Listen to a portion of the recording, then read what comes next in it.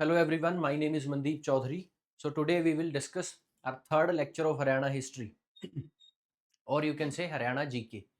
पिछले लेक्चर्स में हम लोगों ने डिस्कस किया था हरियाणा का नाम, कि हरियाणा नाम कहाँ से आया है, इसके पीछे की हिस्ट्री क्या है। और दूसरे लेक्चर में मैंने आपको बताया कि कैसे हरियाणा की हिस्ट्री इंडियन हिस्ट्री से रिलेटेड है। हिस्ट्री का मतलब होता है हमारे पास्ट के इवेंट्स। एज पर मैंने पिछली क्लासेस में आपके साथ डिस्कस किया है कि हमारे पास्ट इवेंट्स में थीम सेम रहती है। जैसे अगर मैं कहूँ स्टोन एज पढ़ना है, तो भारत की हिस्ट्री अगर पढ़ोगे तो वहाँ भी स्टोन एज ही आपको पढ़ना है। लेकिन अगर हरियाणा की हिस्ट्री पढ़ोगे तो वहाँ भी स्टोन एज ही पढ़ोगे। द डिफरेंस इज ओनली कि बस फैक्ट चेंज होगा। वहाँ की स्टोन एज में फैक्ट अलग होंगे अगर इंडिया की हिस्ट्री पढ़ोगे, अगर हरियाणा स्पेसिफिक कंटेंट पढ़ोगे तो वहाँ स्टोन एज के फैक्ट्स अलग होंगे। लेकिन थीम यानी कि स्टोन एज चैप्टर दोनों में सेम रहेगा। ऐसे कि अगर ऐसे सेम अगर मैं मिडिएवल पीरियड में जाऊं तो मुगल शासन हम भारत के केस में भी पढ़ सकते हैं और हिस्ट्री ऑफ हरियाणा के केस में भी पढ़ सकते हैं, राइट। सो आज हम लोग हरियाणा के कंटेक्स्ट में हर एक पीरियड में क्या क्या सिग्निफिकेंस स्पेसिफिकली हरियाणा से रिलेटेड रहा है उसे डिस्कस करेंगे, राइट। थोड़ा रिवाइज करते हैं जो हमने पहले पढ़ा था, सिर्फ 5 मिनट में, ज्यादा टाइम नहीं लगाएंगे।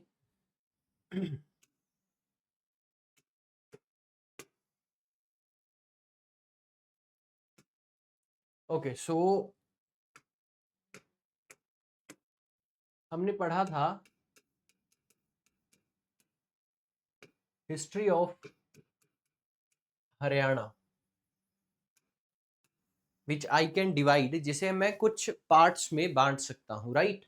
एंड दैट पार्ट्स आर, अगर सबसे पहला चैप्टर देखा जाए तो that is very simple, stone age, पत्थर का काल।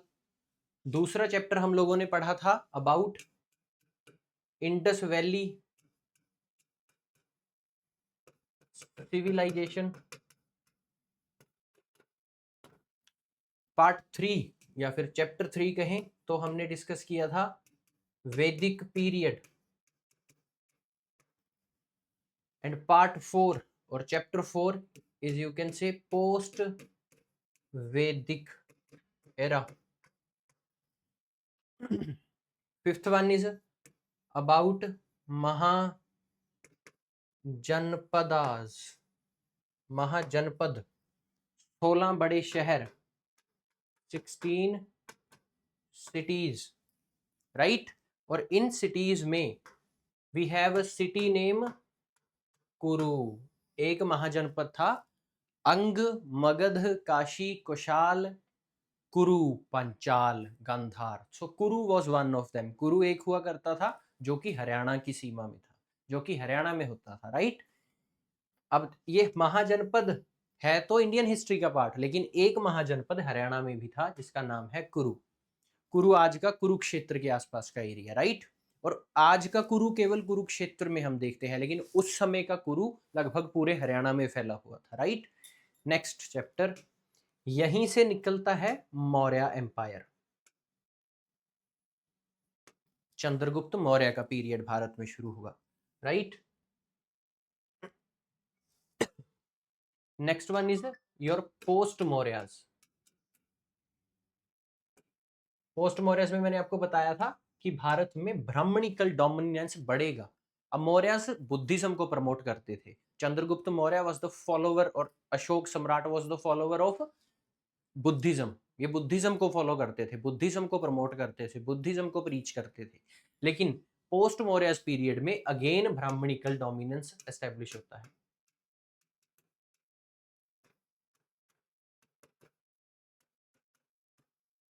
और डायनेस्टीज आती हैं कुछ नेटिव, बताया था मैंने, शुंगा, कन्नव, चेदी और Satavahana.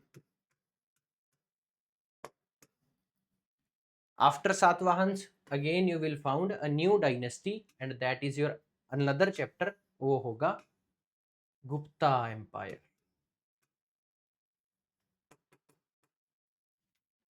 Gupta Empire is all about the history of Guptas, the culture of Guptas, society of Guptas, economy of Guptas, geography of Guptas, and that all. Right? So इतना कुछ Guptas के बाद एक पीरियड और छोटा सा आएगा, post Gupta. right? So that all period are cover only under ancient history of Haryana. आज हम बाय फैक्ट देखेंगे कि स्टोन एज में हरियाणा की क्या पोजीशन रही है, स्टोन एज में हरियाणा का क्या सिग्निफिकेंस रहा है. अगर मैं बात करूं कल्चर की, तो कल्चर किस तरह का रहा है, कौन कौन सी साइट्स फेमस हैं, हरियाणा का वैदिक पीरियड में क्या सिग्निफिकेंस रहा है, हरियाणा का मौर्य पीरियड में क्या सिग्निफिकेंस रहा है, right. So let us discuss by chapter. जैसे पिछले में देखा, देखो स्टोन एज है, इंडस वैली है, वैदिक पीरियड है, पोस्ट वैदिक है, फिर महाजनपद है, मौर्यज है, नेक्स्ट में पोस्ट मौर्यज, गुप्ता एम्पायर, ये सब. इन सब में देखेंगे हरियाणा का इन पीरियड्स में क्या क्या सिग्निफिकेंस रहा है, और उतना ही पढ़ेंगे जितना का आपके पेपर में पूछा जाए और जितना का जीके यानी जनरल नॉलेज के अंडर आता है, इन डेप्थ नहीं, राइट. ओके.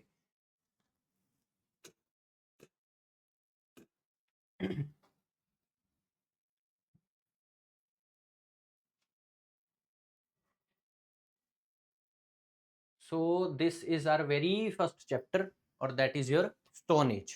ठीक है जी. पहला है स्टोन एज के बारे में. स्टोन एज मैंने उस दिन आपको बताया था पत्थर का युग, जब लोगों ने पत्थर का यूज करना शुरू किया शिकार करने के लिए, यू कैन से एग्रीकल्चरल एक्टिविटीज के लिए, तो वो सारा कुछ पत्थर का यूज बताता है. पत्थर के समय पर इस यूज की कुछ हमें साइट्स मिली हैं कि कहाँ कहाँ पत्थर का यूज हुआ करता था, है ना, all over the world.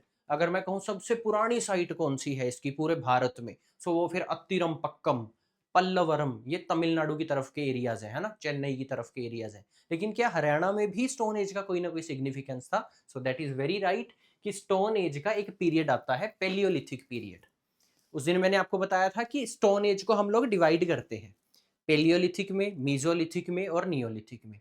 Palaeolithic सबसे पुराना, मीजोलिथिक बीच में, नियोलिथिक नया यानी न्यू स्टोन एज. सो जो सबसे पहला प्रमाण है यानी पेलियोलिथिक पीरियड का, दैट प्रमाण is found in paleolithic period in Mangar Bani forest. सो ये मंगार बनी फॉरेस्ट है. इन फॉरेस्ट में लगभग 43 साइट्स यानी प्लेसेस ऐसे मिले हैं जहां हमें पेलियोलिथिक टूल्स मिलते हैं, पेलियोलिथिक समय के पत्थर मिलते हैं. आज के समय में मंगार बन फॉरेस्ट कहाँ पे मिलेंगे आपको? फतेहाबाद में, डिस्ट्रिक्ट ऑफ हरियाणा, राइट. अगर एग्जाम्पल की बात करूं तो कुछ साइट्स हैं जैसे कि नूरपुर और ये धुमासपुर, Surajkund, Anangpur dam, right. So ये वो साइट्स हैं जहां पेलियोलिथिक पीरियड हरियाणा स्पेसिफिक में हुआ करता था. Then your there was a geologist. किसने ये साइट्स ढूंढी थी? उस अंग्रेज का नाम है, उस जियोलॉजिस्ट और आर्कियोलॉजिस्ट का नाम है एलॉक पिलग्रिम. ये वो बंदा है जिसने इन साइट्स को ढूंढा था, पहली बार डिस्कवर किया था, राइट. इसके बाद रिस्पॉन्स, ये बंदा वही है who is responsible for discovery of these sites. ठीक है. He found ancient human teeth and jaw part. हमारा ये जबड़ा होता है ना, जो इस जबड़े को ढूंढा था और एक दांत को ढूंढा था जो कि पेलियोलिथिक पीरियड से रिलेटेड था. So you have to clear कि पेलियोलिथिक पीरियड में हरियाणा का कुछ ये सिग्निफिकेंस रहा है, right. We have number of sites related to stone age. हमारे पास स्टोन एज से रिलेटेड पेलियोलिथिक पीरियड की कुछ साइट्स हैं जो हरियाणा में पाई गई हैं, और वो साइट्स ये नूरपुर है, धुमासपुर है, सूरजकुंड है और अनंगपुर डैम है, राइट. आइए अगला पीरियड देखते हैं. देखो मीजोलिथिक पीरियड की ज्यादातर फाइंडिंग्स हमें मिलती हैं एक तो मध्य भारत में यानी सेंट्रल इंडिया में, है ना, जैसे महाराष्ट्र का रीजन, मध्य प्रदेश का रीजन, ओडिशा का रीजन, वेस्ट बंगाल का रीजन, जो मध्य भारत है, भारत के बीच का क्षेत्र. और जो हरियाणा नॉर्थ इंडिया का क्षेत्र है, वहां पे आपको कोई भी मेजोलिथिक पीरियड की साइट बहुत कम मिली है, ना के बराबर, है ना. So we have no findings widely found at Haryana related to mesolithic period. ठीक. आओ देखते हैं neolithic age. Neolithic age is famous for polishing of tools, कि जो टूल्स आपने पत्थर के बनाए थे उनको अब आप पॉलिश कर रहे हो. डेवलपमेंट हो गया इंसान की सोच में, और ज्यादा अच्छे टूल्स बनाने शुरू किए और ज्यादा शार्प टूल्स बनाने शुरू किए. जब वो शार्प टूल बनाए गए तो उनको पॉलिश किया गया. So that polished tool found in neolithic period. और ये नियोलिथिक पीरियड के पॉलिश्ड टूल हमें हरियाणा में भी मिले हैं. कहाँ कहाँ? Sites like Bhirana, Siswal, Rakhigarhi is one of the prominent one site, हाँ, और Kunal region. So that regions are famous for neolithic age in Haryana. देखो स्टोन एज एक कंटेक्स्ट था इंडिया में कहाँ कहाँ है, दूसरा कंटेक्स्ट हरियाणा में कहाँ कहाँ थी. सो ये साइट्स आपकी हेल्प करेंगी कि कहाँ कहाँ आपको पोट्री मिली है नियोलिथिक पीरियड से रिलेटेड, कहाँ कहाँ आपको यू कैन से टूल्स मिले हैं related to neolithic period, right. So that all. आइए अब third famous period is Indus valley civilization period, है ना. इंडस वैली सिविलाइजेशन के बारे में मैंने आपको उस दिन बताया था क्या होता है ये period. Period is very simple period जब भारत में अर्बन कल्चर देखा गया, जब भारत में एक सिविलाइज्ड पीरियड देखा गया कि भाई अपने पास लगभग 3,000-2,500 साल पहले एक ऐसा शहर हुआ करता था जहां सिटी वो शहर बहुत ही ऑर्गेनाइज्ड था, बहुत ही प्लान्ड शहर था. पता था कि कहाँ ड्रेनेज सिस्टम है, घर बिल्कुल 90 डिग्री पे एक दूसरे को रोड काटा करते थे, घरों की पीठ होती थी बिल्कुल सेम लाइक चंडीगढ़, है ना. सो इस शहर में कुछ कुछ साइट्स बनी हुई थी. पूरे भारत में तो ये फैला हुआ नहीं था, सिर्फ इंडस रिवर के पास पास जहाँ सिंधु नदी है उसके आसपास. अब सिंधु नदी नॉर्थ इंडिया का एरिया कवर करती है और नॉर्थ इंडिया का पार्ट है Haryana. So Indus valley civilisation की, इंडस वैली पीरियड की कुछ साइट्स हमें हरियाणा में भी मिलती हैं. अगेन दो तो रिपीट ही होगी, राखीगढ़ी वन, बनावली, भिराना, और ये मिताथल, सिसवाड़, तोशम, फरमाना और जोगानी खेड़ा, है ना, जोगन खेड़ा और वटेवर आप कुछ भी कहो. तो ये साइट से related to Indus valley period आपको याद रखनी है. नेक्स्ट इज योर, हाँ जी, ये एक छोटी सी अनाउंसमेंट है. चाणक्य आईएएस अकेडमी आप सब लोगों के लिए एक HCS HPSC यानी Haryana civil services which is conducted by Himachal, sorry, Haryana public service commission, इन्होंने एक कोर्स हम लोग इंट्रोड्यूस कर रहे हैं जिसमें आपको कॉम्प्रिहेंसिव तरीके से हरियाणा जीके और हरियाणा HCS में आने वाला प्रीलिम्स मेंस कॉम्प्रिहेंसिव तरीके से कवर करवाया जाएगा, including your notes, including your classes, including your test series, right. So you can join this.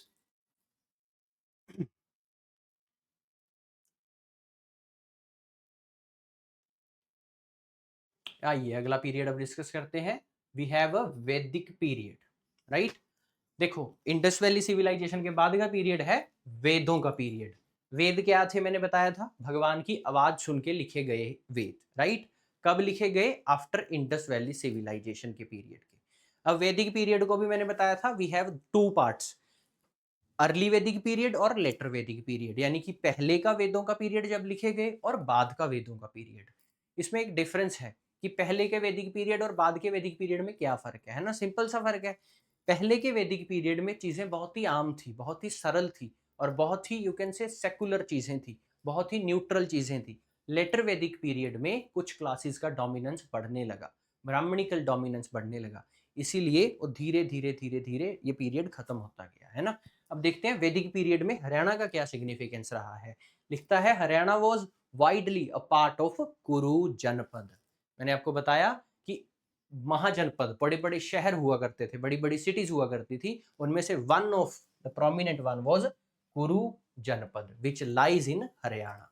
जहां आज हरियाणा है वहां कुरु जनपद हुआ करता था. अच्छा एक चीज और, इसे ब्रह्माव्रत भी कहा गया है इन वेदों में. मनुस्मृति में इसे ब्रह्म ऋषि प्रदेश भी कहा है, उत्तर वेदी ऑफ ब्रह्मा भी कहा है, हाउस ऑफ ब्राह्मण्स भी कहा है ना. सो वैदिक period has number of literature, उस लिटरेचर में हरियाणा के बारे में काफी इंफॉर्मेशन दी गई है. In its south it was also under the region of Matsya. 16 Mahajanapada और 16 नगर मैंने आपको बताए थे, मत्स्य एक छोटा सा महाजनपद हुआ करता था, है ना. उस महाजनपद में भी Matsya related to your Haryana, Haryana का जो साउथ का पार्ट है उसमें मत्स्य जनपद भी टच करता था उसकी boundary, right. And some part of Haryana was under the rule of Surasen. Anga Magadha Kashi Kaushal Vajji मल्ल चेदी कुरु पंचाल गांधार कंबोज वत्स मत्स्य अवंती अस्माक और लास्ट में है सुरासेन, राइट. इस सुरासेन का भी हरियाणा में सिग्निफिकेंस हुआ करता था, it was a part of Haryana, right. So ये स्लाइड गायब हो जाती है. आइए आगे, Vedic literature also mention Chyavan Rishi ashram in Haryana. Chyavan शब्द सुना हुआ लगता है ना, च्यवन प्राश. सो च्यवन ऋषि जो कि अपनी औषधियों के लिए फेमस हुआ करते थे, है ना, लाइक अ मेडिसन डॉक्टर. सो इनका आश्रम भी हरियाणा में हुआ करता था. Is also famous for the औषधि कॉल्ड एज च्यवनप्राश। आज भी हम लोग इसे यूज करते हैं। सो उस च्यवन ऋषि का भी आश्रम हरियाणा में ही होता था। सो ये एरिया हरियाणा बाउंड्री अपनी शेयर करता है राजस्थान के साथ, है ना। तो वहां एक अरावली हिल्स है, उन अरावली हिल्स को औषधियों के लिए बड़ा फेमस माना जाता है। सो दैट अरावली हिल्स जिनकी बाउंड्री हरियाणा तक आती है एक्सटेंड होके, है ना, वहीं पर हुआ करता था ये च्यवन ऋषि का आश्रम। Rishi Ved Vyas wrote Mahabharata on the bank of river Saraswati that lies in ancient Haryana. एक रिवर हुआ करती थी सरस्वती, जिसे कहा गया कि बाद में ये रिवर लुप्त हो चुकी है ना। यमुना का पार्ट थी या नंबर ऑफ लिटरेचर इसके बारे में बड़ी बातें करते हैं। सो ये सरस्वती रिवर के पास उसके किनारे बैठकर ही ऋषि वेद व्यास ने महाभारत लिखी थी। ये भी हमें कौन बताते हैं? Vedas. So Vedas also provide number of information related to your Haryana, right. आइए नेक्स्ट। अब बात आ गई वैदिक पीरियड के बाद महाजनपद पीरियड हो गया और मौर्य पीरियड की, right. Maurya period is again very simple period. Maurya period में होता क्या है, चंद्रगुप्त मौर्य पूरे भारत को एक सेंट्रलाइज्ड पावर बनाता है, एक केंद्रीय शक्ति बनाता है कि एक ही राजा पूरे भारत के ऊपर राज करेगा। पहले वो 16 महानगर हुआ करते थे, छोटे छोटे राजा हुआ करते थे, छोटे छोटे ग्रामीण हुआ करते थे। हाँ भाई आप लोग रहो, लेकिन आप सबका एक सिंगल अथॉरिटी किंग होगा, एक सिंगल अथॉरिटी होगी जिसको सबके सबको रिपोर्ट करना पड़ेगा, और वो होगी चंद्रगुप्त मौर्य की गद्दी। यानी आज से चंद्रगुप्त मौर्य पूरे भारत का किंग है।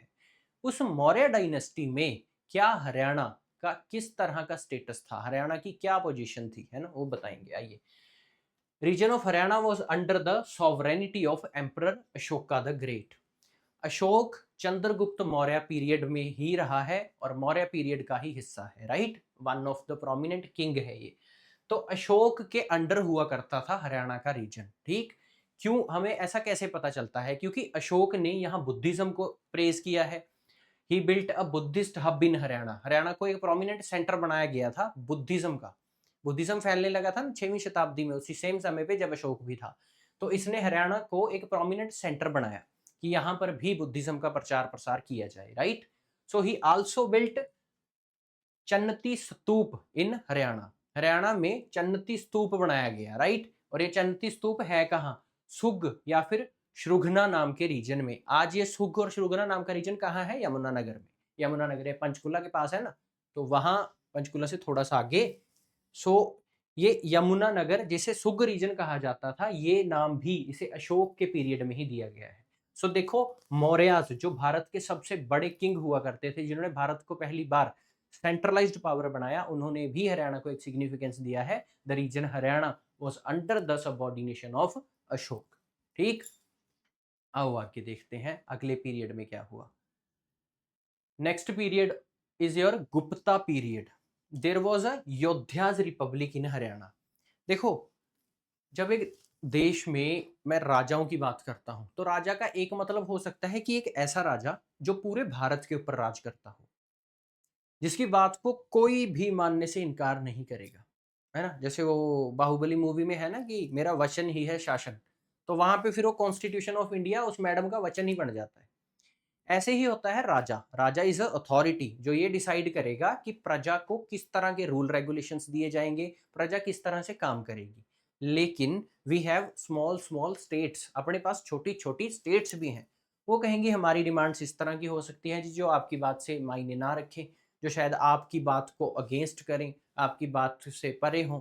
तो हमें तो उनको भी देखना पड़ेगा, उन स्टेट्स के बारे में भी सोचना पड़ेगा। तो असली राजा तो वही है जो सब पूरी प्रजा के हित में काम करे, हर एक बंदे की बात को सुने, है ना। तो यहाँ गुप्ता पीरियड में और इवन मौर्य पीरियड में भी छोटी छोटी डायनेस्टीज हुआ करती थी, जो राजा के साथ कोऑपरेट करके चलती थी कि हाँ राजा जो बात बोलेगा हमें उस बात को मानना है, लेकिन हमें अपनी सॉवरेनिटी को भी कायम रखना है। सो ये छोटी छोटी रिपब्लिक्स में से एक छोटा सा किंगडम हुआ करता था हरियाणा में, Republic, that is योद्धाज Republic.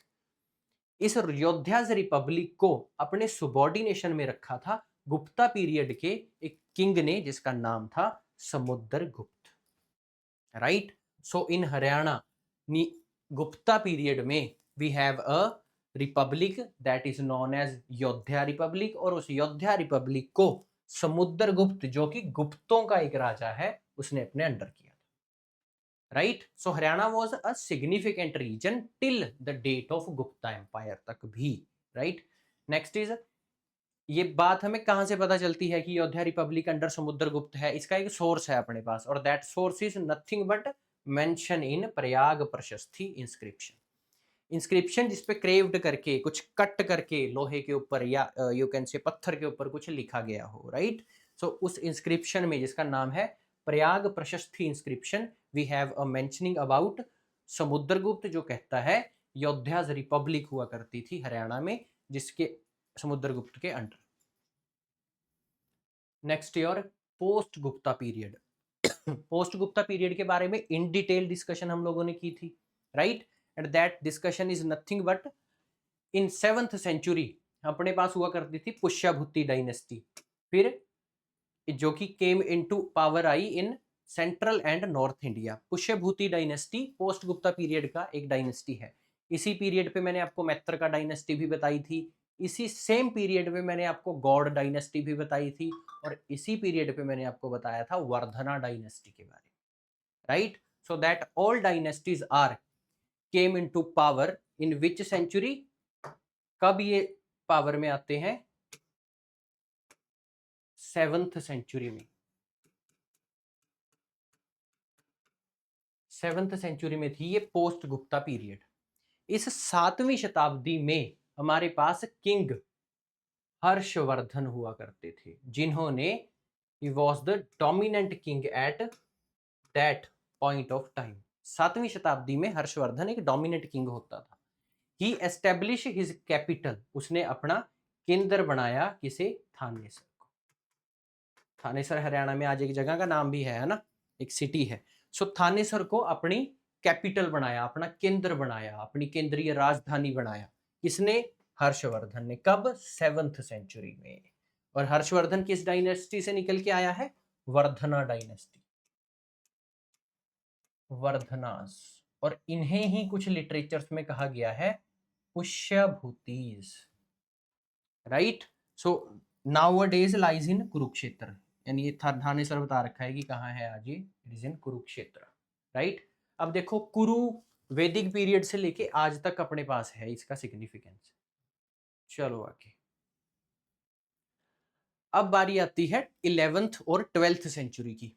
11th और 12th सेंचुरी, अच्छा 7वीं शताब्दी का भी एक सिग्निफिकेंस इवेंट है कि इसके बाद क्या हुआ। आओ इस स्टोरी को एक बार रिवाइज करते हैं, रिविजिट करते हैं। 7th सेंचुरी में भारत में क्या हुआ था? 712 एडी में, 712 एडी में भारत पर कुछ इस्लामिक इन्वेजन हुए।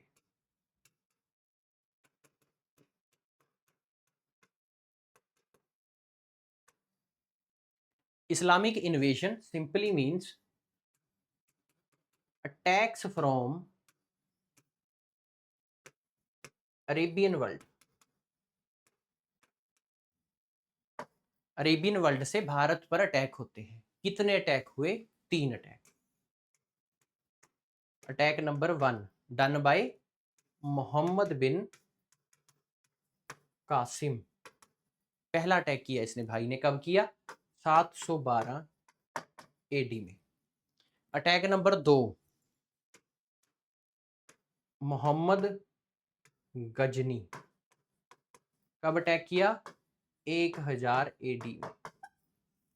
और इसके बाद तीसरा मोहम्मद, कौन बताया था? घौरी। मोहम्मद घौरी ने अटैक किया है, और कब किया? लगभग 1190 के आसपास।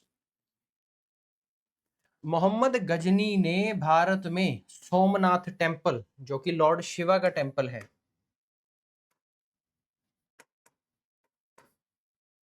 इसको 17 बार लूटा था, back to back 17 times Somnath temple को लूटा था। अब आप आइडिया लगा लो कि भारत में कितनी चीजें होंगी, कितना मेटल होगा, कितना सोना होगा कि ये लोग 17 बार अटैक करते हैं एक ही सिंगल टेम्पल के ऊपर, राइट। तो ये 7th सेंचुरी की कुछ यू कैन से हिस्टोरिकल अंडरपिनिंग्स है, जो हेल्प करेंगी आपको समझने में कि एकदम से कैसे एंशिएंट हिस्ट्री मिडिएवल में चेंज होगी। है ना। अब बाहर से आपके पास we have not a great king, जैसे कि गुप्तास के समय में, मौर्यस के समय में वी हैव चंद्रगुप्त मौर्य जैसा king, we have the king like Ashok Samrat, Shunga के समय में वो पुष्यमित्र शुंग जैसे किंग, गुप्तास के पीरियड में समुद्रगुप्त जैसे किंग। लेकिन उसके बाद 7th सेंचुरी में जब हर्षवर्धन की डेथ हो जाती है, we have not a king जो भाई बहुत बड़े लेवल पे भारत के ऊपर राज कर सके, भारत को संभाल सके, इतने बड़े देश में कैसे शासन चलाना है ये देख सके, इतने बड़े देश की जनसंख्या को कैसे कंट्रोल करना है ये देख सके, फॉरेन इन्वेजन से अपने आप को बचा सके। इवन अपने देश के लोग कर क्या रहे थे, यहाँ एक स्ट्रगल चल रही थी भारत में। एक रीजन था 7th और 8th सेंचुरी में, कन्नौज।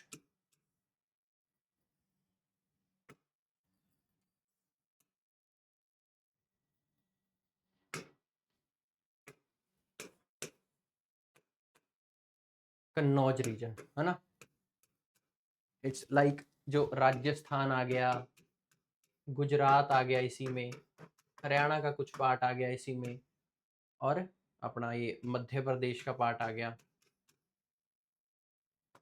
ये सारा रीजन। इस रीजन के लिए भारत में कुछ डायनेस्टीज थी जो ताकतवर बन सकती थी, लेकिन वो लड़ रही हैं इस एरिया के लिए, कन्नौज के लिए, कि यहाँ के जो रिसोर्सेज हैं वो हमारे हाथ में आ जाएं, राइट। तो डायनेस्टीज जैसे राष्ट्रकूट, इनको अपनी पड़ी है कि भाई अपना, हम अपने रिसोर्स एक्विजिशन कर लें एक दूसरे के साथ लड़के। गुर्जर प्रतिहार, है ना, एक डायनेस्टी थी पालाज, ये सब ये आपस में लड़ रहे हैं कि भाई हमारे अंडर कन्नौज आ जाए। लेकिन ये नहीं समझ पा रहे कि आप कन्नौज के पीछे पड़े हुए हो, उधर भारत में लगातार फॉरेन से इन मुस्लिम इन्वेजन हो रहे हैं, राइट। अब क्या कहें, इन लोगों के पास वो पावर नहीं थी, इनका ध्यान नहीं गया, वट एवर इट इज। लेकिन ये 3 अटैक, एक 712 का अटैक, एक 1000 एडी का अटैक, और तीसरा अटैक 1090 का, इन तीनों अटैक्स के कारण भारत आ गया एक नई डायनेस्टी, एक नए रूल के अंडर, जिसने एंशिएंट हिस्ट्री को कर दिया भारत में खत्म और एक नया पीरियड शुरू किया। That period is medieval period.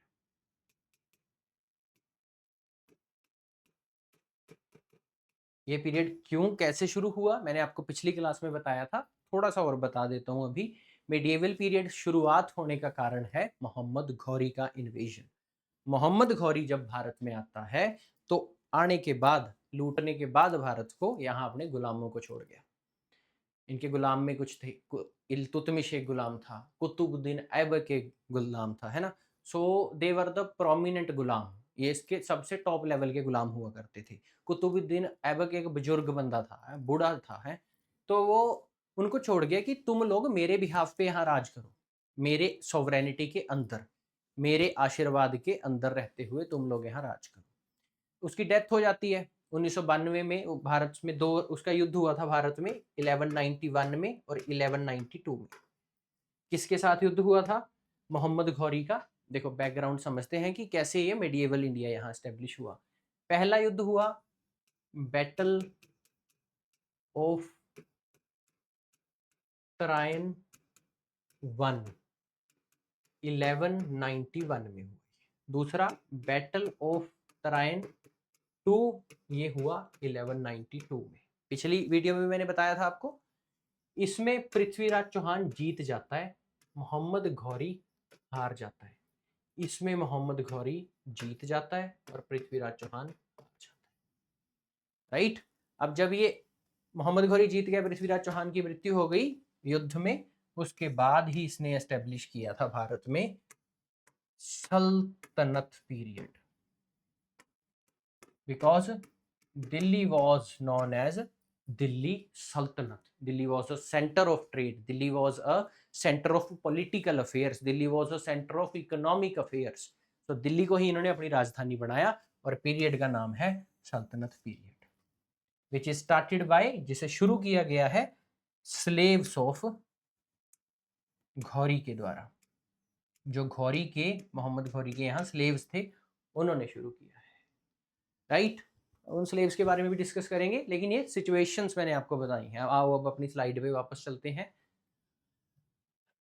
Prithviraj Chauhan. तो पृथ्वीराज चौहान के समय में हरियाणा की क्या क्या डेवलपमेंट हुई है? देखो, पृथ्वीराज चौहान ने हरियाणा में 2 फोर्ट्स बनाए थे।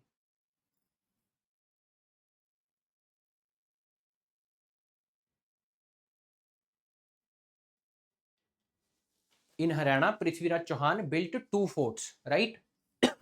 फोर्ट नंबर 1,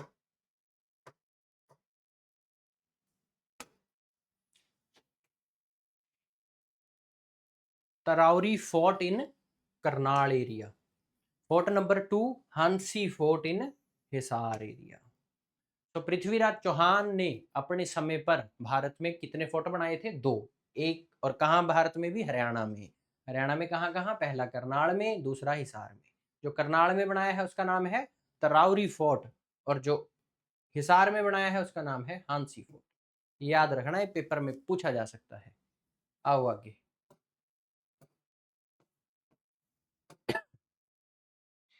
देखो, बुद्धिज्म और जैनिज्म के बारे में आपने सुना होगा। जब वेदों का डोमिनेंस भारत में एस्टेब्लिश होने लगा, तो उस वेदों की ताकत को कम करने के लिए, एक सेकेंड,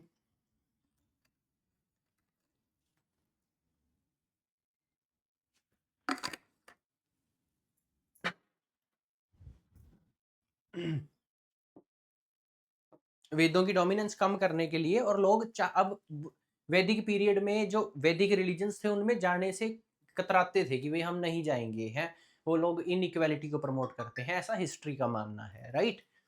अब बुद्धिज्म कहता है कि हरियाणा में बुद्धिज्म का प्रचार प्रसार कैसे हुआ। बुद्धिज्म तो सबके लिए ओपन थे गेट, आइए जी, कोई चक्कर नहीं, कोई हो, आप किसी कास्ट से हो, किसी क्लास से हो, आपके लिए हमेशा इस धर्म के दरवाजे ओपन है, राइट? और इवन हर एक धर्म ही ऐसा कहता है। वो there is a dominance class, that class is Brahmanist class, जिन्होंने एक अपनी सुप्रीम अथॉरिटी बनाने के कारण एक धर्म को बदनाम कर दिया पूरे को, है ना? लेकिन बुद्धिज्म कहता था उस समय पे कि अगर आपको कोई दूसरा धर्म एक्सेप्ट नहीं करता, you can attach with Buddhism, you can give your attention to Buddhism, है ना? तो हरियाणा में भी बुद्धिज्म के बहुत सारे सेंटर्स बनाए गए, हरियाणा में भी बुद्धिज्म का प्रचार प्रसार हुआ। इवन गौतम बुद्ध हरियाणा में आए थे, right? This is a fact जो बताता है once Buddha came to Haryana in the city nowadays is Kaithal. Haryana के कैथल एरिया में गौतम बुद्ध का आगमन हुआ था। Ancient name of this city was Kam Sadhamana, है ना? Kam Sadhama, Dhamma, Kam Sadhamma, Dhamma is a doctrine of Buddhism, है ना? सो काम सधम्मा नाम की एक सिटी हुआ करती थी, जो कि मॉडर्न डे यानी आज के समय में कैथल है। ये वही जगह है जहां बुद्धिज्म को एम्ब्रेस किया गया था, बुद्धिज्म को प्रीच किया गया था, और महात्मा बुद्ध ने स्वयं यहां आके बुद्धिज्म से रिलेटेड टीचिंग्स दी थी लोगों को। सत्संग हुआ होगा बुद्धिज्म से रिलेटेड, है ना? तो कहाँ हुआ था? कैथल में, सी, राइट? सो उस समय का एक वो मुखिया कहते हैं ना, रूलर, छोटे छोटे किंग, सो वो मुखिया हुआ करता था, एक रूलर था, एक राजा था, और नाम था जिसका रूतपाल। became his disciple at the second mentioned city Dalkoti, that is Thanesar nowadays। उसके बाद वही जब कैथल में समागम हुआ, कैथल के बाद थानेसर में भी बुद्धिज्म का समागम हुआ, गौतम बुद्ध इधर भी पहुंचे थानेसर में भी, और थानेसर में जिस जगह गौतम बुद्ध पहुंचे थे उसका लोकल नाम था डलकोटी, डलकोटी, ये जगह, right? So these two places, one is Dalkoti, second is Kamas Dhamma, ये दोनों वो प्लेसेस हैं जो हरियाणा में हुआ करते थे। One was in Kaithal, one was in Thanesar, जहां गौतम बुद्ध खुद आए थे और इन्होंने अपनी टीचिंग्स के थ्रू बुद्धिज्म को एम्ब्रेस किया था, लोगों तक पहुंचाया था, राइट? सो जब बुद्धिज्म भारत में आया, बुद्धिज्म के साथ ही, और यू कैन से बुद्धिज्म के कंटेम्पररी एक और धर्म भी आया था, दैट इज योर जैन धर्म, जैनिज्म, राइट? ओके, आओ जी आगे। अब आ गया जैनिज्म। जैनिज्म की डॉक्ट्राइन, 23 तीर्थंकार होते हैं जैनिज्म में, 23 तीर्थंकार 23 और 24। सो ये तीर्थंकार मतलब वह बंदा जो जैनिज्म की टीचिंग्स को लोगों तक पहुंचाएगा, जैनिज्म की डॉक्ट्राइन क्या कहती है, जैनिज्म का फिलॉसफी क्या कहता है, इस बात को लोगों तक पहुंचाएगा। हरियाणा के कंटेक्स्ट में जैनिज्म से रिलेटेड, जैनिज्म को प्रीच करने के लिए जो गुरुजी होंगे, जो संत महात्मा जी होंगे, वो भारत में आए थे। And the name of Lohacharya visit Haryana and preach Jainism. He also cover the region of Agroha and Rohtak. Rohtak और अग्रोहा के रीजन में जैनिज्म की प्रमोशन के लिए, जैनिज्म को लोगों तक पहुंचाने के लिए, लोगों के भले के लिए एक संत जिनका नाम था लोहाचार्य, लिख लेना, लोहाचार्य।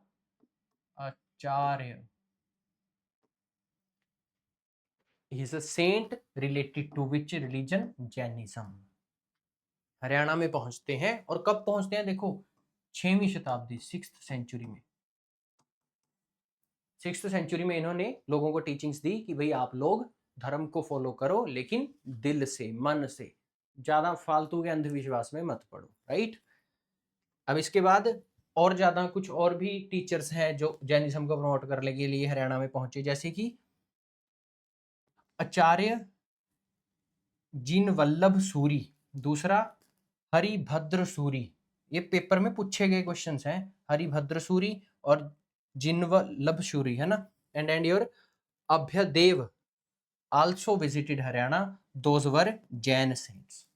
अभ्यदेव, हाँ, ये जिनवल्लभ सूरी हो गया, और हरिभद्र सूरी, ये सब जैन सेंट्स हुआ करते थे। तो इन सब ने टीचिंग्स को प्रमोट किया जैनिज्म में, और specifically they were the only persons जो हरियाणा में आए थे जैनिज्म को प्रमोट करने के लिए। नेक्स्ट इज योर अस्थल बोहर, हांसी, पिंजोर, ये कालका के पास, पंचकुला के पास, Panchkula is a district of Haryana, सो पिंजोर वहीं है, और जींद, ये 4 प्रोमिनेंट सेंटर हुआ करते थे रिलेटेड टू योर जैनिज्म की टीचिंग्स के लिए। और हाँ, पिंजोर में एक फैक्ट और है आप लोगों के लिए, पिंजोर एक ऐसा एरिया है जहां आपको स्टोन एज से रिलेटेड टूल्स भी मिलते हैं, specifically tools related to paleolithic और नियोलिथिक पीरियड, राइट। सो आज हमने ये देखा कि कैसे हिस्ट्री में हरियाणा स्पेसिफिक नॉलेज भी है, कैसे हम हिस्ट्री को हरियाणा की हिस्ट्री से रिलेटेड पढ़ सकते हैं। और हरियाणा जीके में देखो, सिंपली एक चीज समझो,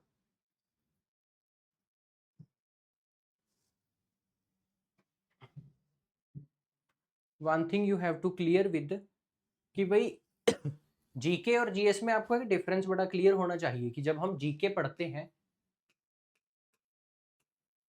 और जब हम जीएस पढ़ते हैं, और जब हम कोई एडवांस लेवल का नॉलेज पढ़ते हैं,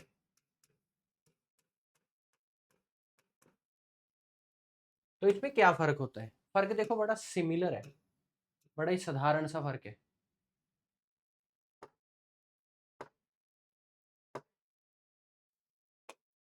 क्या फर्क है, यहाँ आप लिख सकते हो पीएचडी करते हैं ना, आप मास्टर्स करते हैं,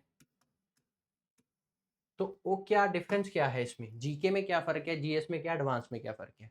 देखो, general knowledge is related to your general awareness of world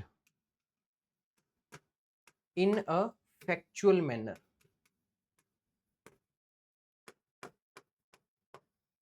आपको जनरल फैक्ट पता होना चाहिए, वर्ल्ड के अवेयरनेस होनी चाहिए, अपने आसपास की अवेयरनेस होनी चाहिए, फैक्चुअल रूप से फैक्ट पता होने चाहिए, है ना। जीएस कहती है in depth study of fact, fact की भी स्टडी करो प्लस कंसेप्ट, जो आपने कॉन्सेप्ट पढ़ा है और जो फैक्ट पढ़ा है, दोनों की ही इन डेप्थ स्टडी। अब ये तीसरा आ गया एडवांस लेवल का नॉलेज। एडवांस लेवल का नॉलेज कहता है कि भाई करनी तो तुझे डेप्थ में ही है knowledge, but it should not be limited to general knowledge और जीएस। यानी इसके भी बाद का जो लेवल है, इसके भी और ज्यादा गहराई का लेवल है, that is your advanced level of knowledge. अब इन योर एग्जाम अगर स्पेसिफिकली मैं सिर्फ हरियाणा जीके की बात करूं, तो they will never ask you about this. ना तो ये पूछी जाती है हरियाणा जीके में, ना जीएस पूछी जाती है इन हरियाणा जीके का case, only if they can ask you a question from general knowledge. So what important you, क्या चीज है आप लोगों के लिए जरूरी, that is your factual knowledge. जितने ज्यादा फैक्ट आपको पता है, Haryana history, Haryana geography, Haryana current affairs, Haryana you can से polity, Haryana society, Haryana culture, Haryana agriculture, Haryana economy, जो भी है, तो उनके बारे में फैक्चुअल नॉलेज जितनी आपको पता है, उतना हरियाणा जीके में आप बेहतर कर सकते हो। लेकिन अगर आप किसी चीज की गहराई में जाने की कोशिश करोगे, तो आपको बेसिक चीजें भी याद नहीं होगी, right. So you have to clear about it कि मुझे क्या पढ़ना है, कितना पढ़ना है और किस लिमिट तक पढ़ना है, राइट। सो पहले attend these classes, then you can go for your test और in real exam, whatever you want.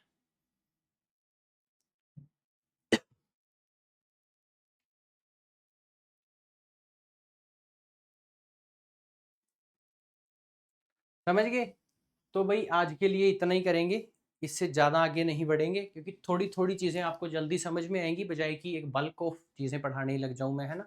तो धीरे धीरे पढ़ेंगे और पूरे हरियाणा जीके को हम कॉम्प्रिहेंसिव तरीके से कवर करने की कोशिश करेंगे। आप कोशिश करिए कि आप कोई भी क्लास मिस ना करें। आई विल अश्योर यू कि हरियाणा जीके का जितना भी पोर्शन है, मैं आपको कंप्लीट कवर करवाऊंगा। जुड़े रहिए सिविल्स विद आकाश के साथ। Thank you.